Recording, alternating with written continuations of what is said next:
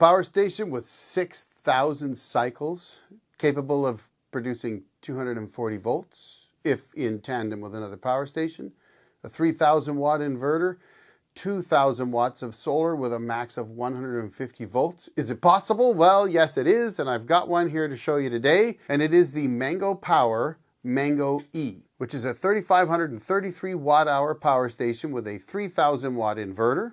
It can take 2,000 watts of solar between 60 and 150 volts. Now I'm going to say right off the bat, that's good, folks. You might be looking at that lower end 60 volt number thinking, oh gee, I can't use my solar panel, but the reality is for something like this where you can get up to 2,000 watts, you want to be able to run those panels in series or series parallel to get above that 60 volts, which ideally for a 51.2 volt battery, which is what I believe this one has, I need to double check that, you want your solar panels to provide voltage that is quite a bit higher than the actual battery voltage they're trying to charge. So that's a good thing, but let's continue. And it is expandable to 14 kilowatt hours, and you can tandem two of them together using their device to do so to get 240 volts. And they use cattle batteries. Now, what the heck is cattle batteries? And no, they're not beef, it's CATL.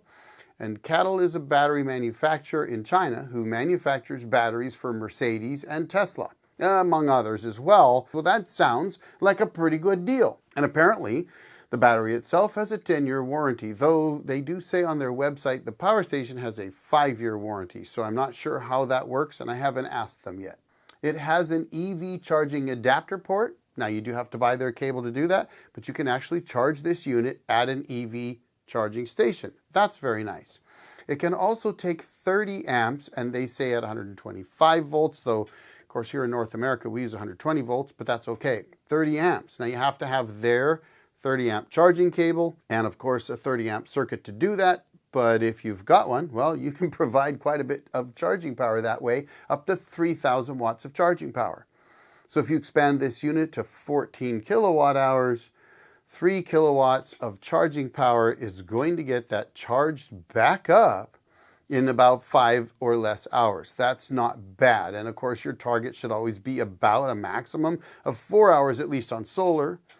And that is one thing to consider, which at 2,000 watts of solar, if you've got 14 kilowatt hours of battery power, it's going to take 7 hours plus to get that charged up. It has 6 USB-A ports and 2 USB-C ports. The USB-C ports are 60 and 100 watts. It also has 2 DC 5521 barrel type connector ports, as well as a 10 amp 12 volt cigarette lighter type port. It has a 30 amp RV style outlet, as well as 4 120 volt 20 amp regular type outlets. It has both Bluetooth and Wi-Fi, so you can operate it with their app. Now, their app is very simple, so I mean, it's not a real complex app, very easy to install, get it running, get it working. I didn't see a lot of options in it to make big changes to the unit, but you could certainly turn things on and off with it. Now, they do not use push button type switches or any other kind of switch to run the unit itself. They do use an onboard screen that you just push on the AC button or DC button on the screen. That turns them on or off, or you can do it on your app.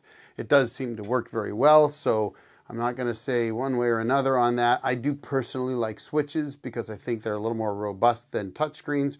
But if you've used anything modern now, like your cell phones, it's all touchscreen anyway now, so I think that's pretty normal. The unit weighs 100 pounds, so it is very heavy. One person with a good strong back can pick it up, I suppose, but it comes with a nice suitcase type handle that you just pull out and you can wheel it around because it does have wheels, so that does make it easy to move, but it's not something that I can just pick up and put on the bench and mess around with because I'm not supposed to pick up 100 pounds. I got a bad back. Now let's talk about what I like about the unit, and then I'll tell you what I don't like about the unit. So first of all, I like the fact that it has the EV charger. It's not something I personally would use, but I know a lot of people have asked for those, so it is nice that they have that.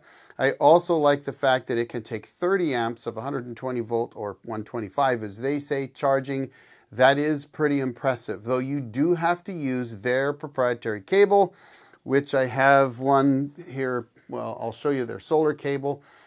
It has this kind of proprietary connector. I've talked about these in the past. I don't typically like them, but in this case, it may actually be better. It's actually 1 by 4 millimeter squared. It is pretty heavy duty. I like that. I would prefer an XT90, XT60, something like that, as long as they can handle the amperage, which my research tells me they can. So I would prefer that. As far as the AC cable goes, it uses a very similar type connector, and I don't really like those. However, because it can take 30 amps if you use their 30 amp cable, I understand why they've done it. It does make sense. So I'm not going to complain a whole lot about that, simply because I get it. You're doing 30 amps. You can't just use your standard wall plug you use for your computer to charge it up at 30 amps. Those are fine at 15 and I think even 20 amps, but they're not fine when it comes to 30 amps. Now, as far as capacity goes, 3,533 watt hours. It's a good sized battery, and as I mentioned, it is expandable to 14 kilowatts. And you can parallel two of these units together to get 240 volts and 6,000 watts of inverter power. I did see the idle power consumption at right about 38 watts. Now, as far as capacity goes and some of the cons, I only got 80% efficiency on this unit when I tested it. First, I tested it with my little ceramic heater set to full blast, putting out about 1,600 watts, and I got about 80%. However, when I tested it at just 800 watts to see how it would do then, I still only got about 80%. I was a little disappointed in that because, frankly, usually you get more, though I'm basing that off of smaller inverters, and this is a 3,000 watt inverter. So could they improve that? I think they probably could. I think that it should get at least 85, even 90%, if only putting out 800 watts. That's what a lot of these smaller units do. They're typically around that 90% range. So I would call that a con. I also think that they've added too many USB-A ports because, quite frankly, who uses USB-A anymore? I do, but very little of it. You want more of those USB-C ports. The fact that it only uses a touchscreen instead of buttons to turn things on other than power, didn't really like that. Now, as far as solar charging goes, it does that pretty well. I've tested it with 1,600 watts of solar. I never actually got 1,600 watts, but the weather wasn't great, so I can't blame them for that. And it does seem to prioritize solar over grid power. However, I didn't see any way that I could set it to do that or tell it to only do it at night or anything like that. I'd like to see that capability on a unit like this, but it did prioritize solar. When I was charging up the unit, and I was getting over 1,500 watts of charging power coming from the grid, and then I plugged in my solar panels. The solar panels ramped up to over 1,100 watts, and the grid power dropped down to about 450 watts. So it absolutely was prioritizing grid. Now, that is on the fast charge setting, and you can change it. Now, the 6,000 cycles is actually to 70%.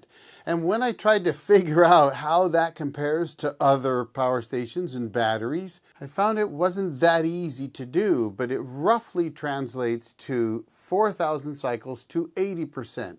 So that is good. It's better than a lot of power stations that are only 3,500 cycles to 80%.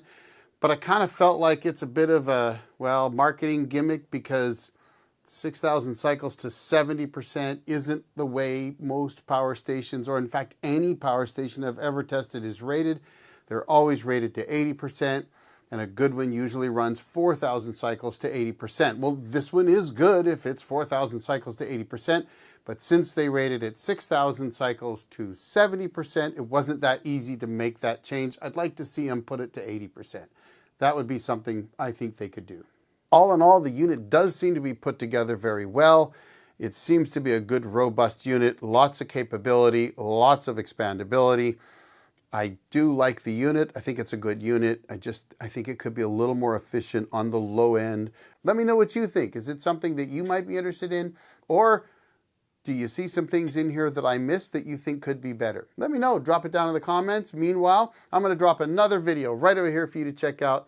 Thanks for watching, folks. I really appreciate your time, and thank you to all my members. Thank you for your support. I greatly appreciate it. You all have a great day. The old Jarhead out.